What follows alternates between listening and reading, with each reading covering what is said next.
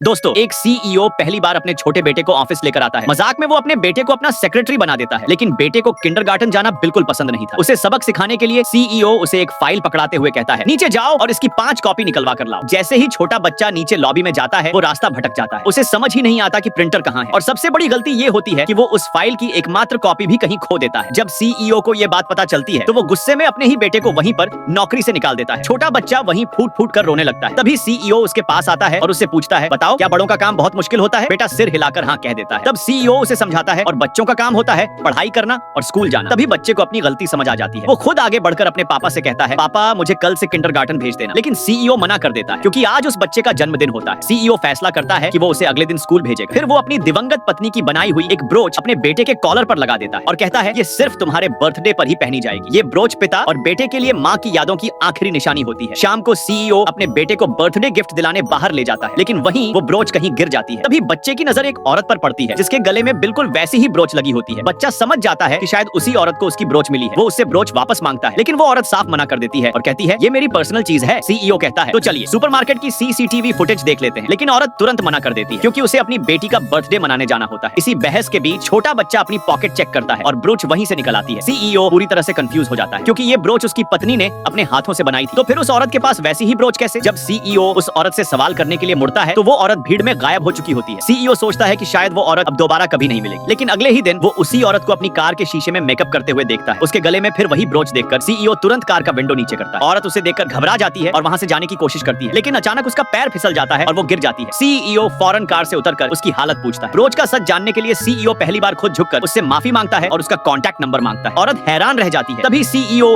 अपनी कार पर लगे स्क्रैच की तरफ इशारा करता है। औरत समझ जाती है कि गिरते वक्त उससे कार स्क्रैच हो गई थी। मजबूरी में वो अपना कॉन्टैक्ट नंबर एक कागज पर लिखकर सीईओ की कार पर चिपका देती है। Subscribe for next part.